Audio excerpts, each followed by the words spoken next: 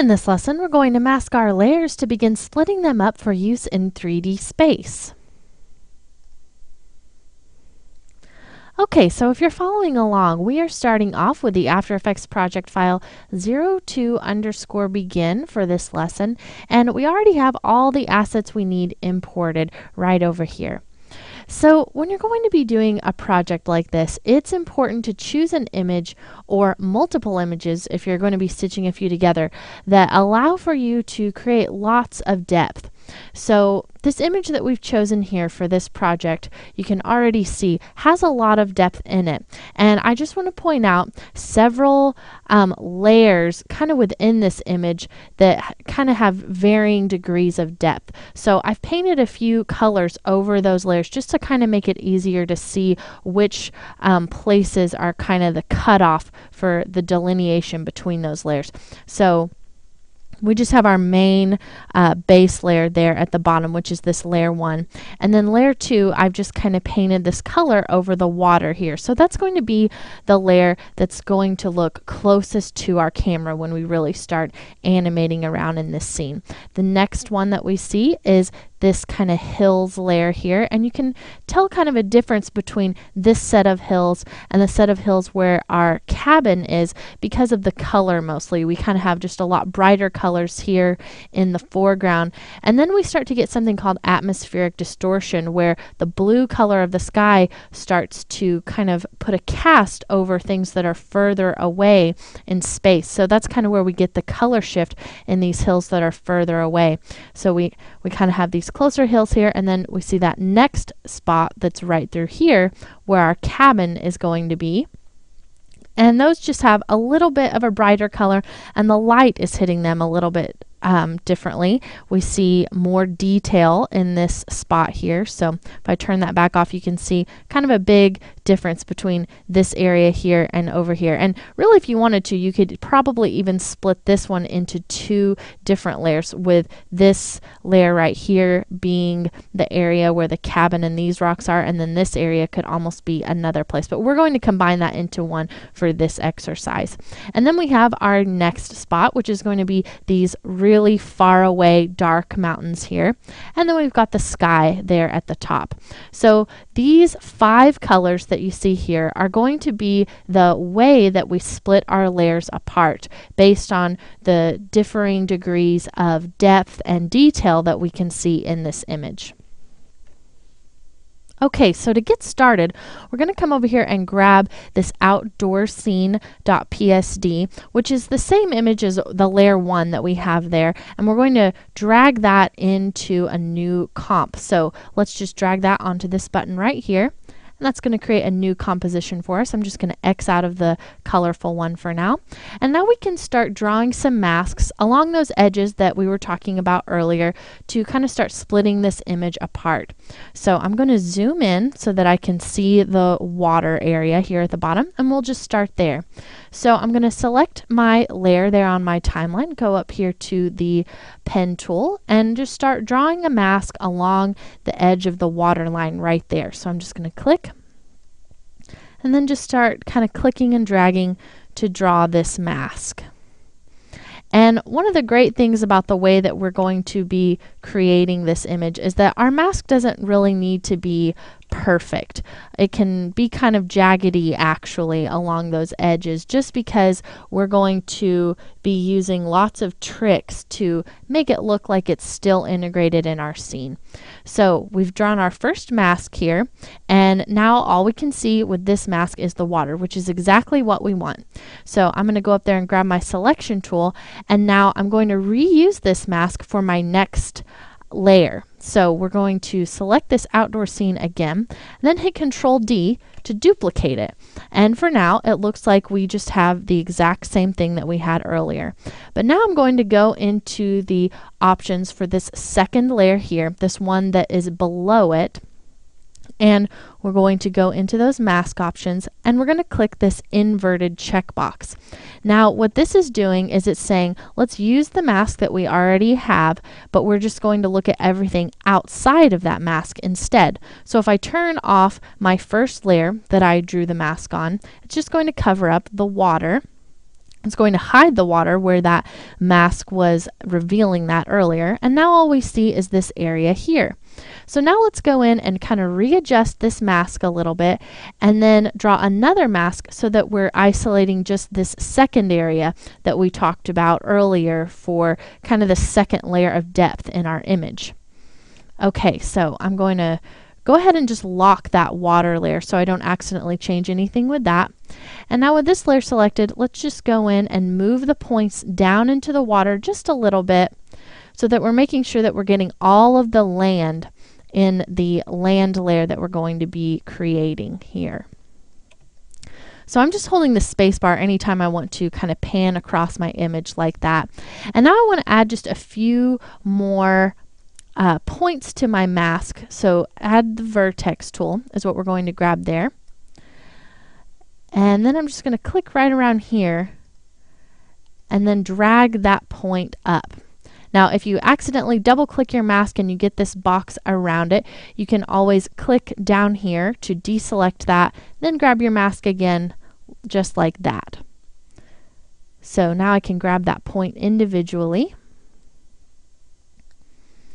And I'm just dragging that mask up right along that edge there.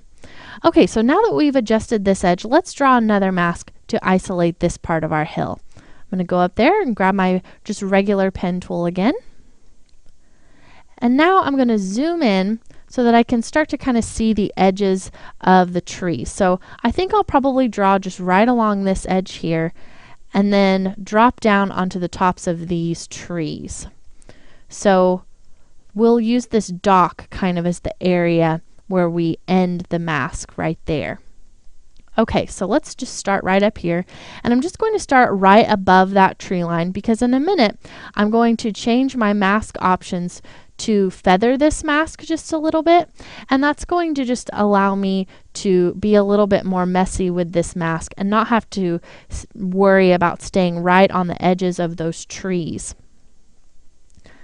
Okay, so now we're just dropping down a little bit further there along the top of that tree line. And really you can get as detailed with this mask as you want. If you want it to be really close to the edge of your layer, that's totally fine. You can spend as much time as you want, but for now I'm just going to make this kind of a rougher mask. Okay, and now that I'm down in this area here where my water is going to be, I'm just going to kind of click through there because this part doesn't really matter exactly what's happening there. This is the important part of my mask. And now I'll zoom out just a little bit. And now we want to change the options for this mask so that we only see this area right here. Okay, so right now our mask is defaulting to the add mode, but I'm going to change it to intersect, which is going to say I only want to see this area of my mask right there. Okay, so now we have the edge of this mask created, and it's giving us a layer that only has that outdoor scene with the trees that are kind of at that second level of depth in our scene. Okay, so again, let's draw another mask for our next layer. And to do that, we're just going to duplicate this second layer that we created. So we'll just hit Control D with that selected, and then we'll jump down here to the third option. And I'm going to turn off the eyeball for my second layer because that's what I'm going to be using for the hill. And now let's just go inside of those mask options for this third layer and start changing those around to find the one that we want to reveal the next part of our scene. Okay, so I'm just going to pull this area up right there to get to those mask options. And now to change this second mask here from intersect, we're going to change it to subtract. So now that's going to give me this area here for what I can see on that layer. Now, something that you might want to do at this point is that you could go in and delete mask 1 just because this area here is going to be covered up if we just move a few points on the second mask. So let's do that now. I'm just going to grab my selection tool and then select this point on my mask here, and we'll just drag it over here to cover up the water. And then again, I can do that there at the bottom. And that just maybe makes your timeline a little bit cleaner so you only have this one mask on my layer there. Okay, so now let's go inside of this third layer and draw another mask along the top right there to kind of just cover up these mountains and the sky and isolate this middle area right there. Okay, so I'm going to zoom in just a little bit to get to that. And this one I'm going to be a little bit more careful about just because there's so much contrast between how light the sky is and the color of these rocks. So this one you may want to spend just a little bit more time on. And also you want to make sure that you have the layer selected that you want to draw your mask on, or it will default to drawing a shape layer. So we can delete that shape layer, make sure we have our layer selected, and then start drawing that mask. And again, I'm staying just a little bit outside of the edge of those trees, but I am being a little bit more careful just where the line and path of that mask is being drawn. Now, at this point, you may want to start kind of going up here onto this mountain, but we actually want to go into this dark area and follow this edge right there. So I'm going to delete that point, and then we'll start moving in this direction here. Now I'm just holding the space bar to move this point around, so if I put it in a place that I'm not really happy with, I can hold that space bar before I release my mouse and move that point as I go. So that's a handy trick when you're masking like this. Now you can zoom in just a little bit more, and I want to be really careful right here along the top edge of this cabin that I'm pretty close to that area, because that's one of the only man-made objects we have in our scene, so it's a little bit harder to blend like we're going to be doing with some of this foliage that we see here. Okay, so I'm just kind of going down here along the tops of these trees, not in any particular detailed kind of way. We're just drawing a really rough mask here. And now it starts to get a little more tricky because the delineation between these two shapes here is kind of hazy. So that's up to you, just where you want to cut that off. I'm just going to do it right around the edges of really what looks to be the darkest and what's going to make the most sense once we start incorporating some depth into our scene. So I'm going to make sure I get the tops of those little hills and trees right there. And then we can just move down right through here. And some of this is actually happening just because of shadows, not because it's necessarily much further back in space. But it's not going to matter once we finish masking this out and adding the depth to the rest of our scene. Okay, so now I'm zoomed back here, and I'm going to grab that mask tool again. And since I didn't close that path, I can just start drawing. And we'll close that path there. And now I'm just going to change the mode of this mask to subtract instead of add. And that's going to give us this layer right in between the, really just right in the middle of our scene as far as how far back we want this layer to be once we add that depth. Okay, so we have 2 layers left. Let's go ahead and add those for our mountain. So I'm going to duplicate this third layer, just hitting Control D, and I'll go ahead and lock these other 2 and hide my third layer. And now let's just play with these mask options again to reveal the mountain. Okay, so we're going to drop that down right there, and there's a couple ways that I could change this, and it's really up to you how you want to reorder these masks to reveal what you want to show. But as a rule of thumb, I like to have as few masks as possible. So I'm going to go down here to this mask 3 and change this to add mode. So I'm just saying I want to see everything inside of that mask. And then I'm going to come up here to mask 2 and just delete that. And now it's just going to show everything inside of this mask. So that's just an easy way for me to kind of take care of that. But I still need to draw a little bit more of a definition along the top of that mountain. So we'll zoom in and do that now. And I'm just holding Alt to zoom back right there. Okay, so now let's grab our pen tool, make sure we have that 4th layer selected, and then just start drawing along the top of this mountain. And this is a pretty easy kind of ridge line to follow here because this edge is so smooth. And I'm just kind of making this really rough as I go right through there. And now that I'm outside of that area where the clouds are going to be, I can go up in here and just finish this mask out like that. Okay, and now we want to change the mode of this mask that we've just drawn to subtract, and that's going to give us that edge right there.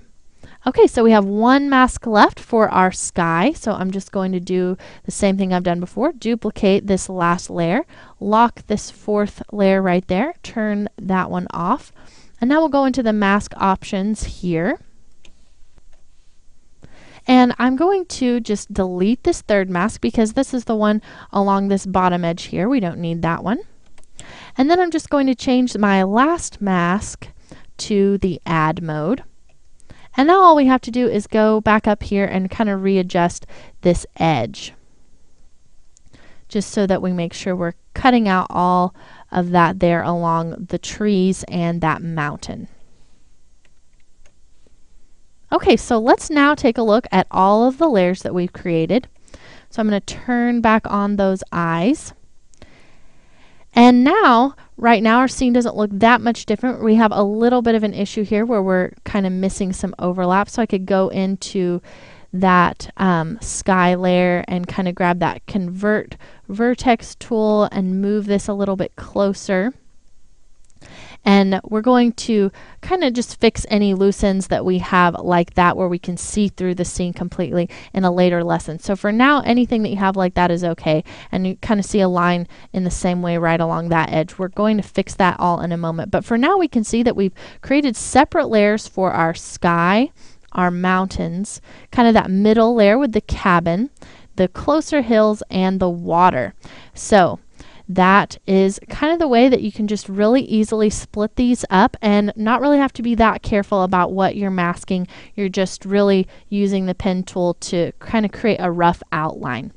So in this lesson, we learned about what kinds of images are good to use for these types of projects and how to quickly mask our layers in After Effects so that we can create 3D depth with those layers in our next lesson.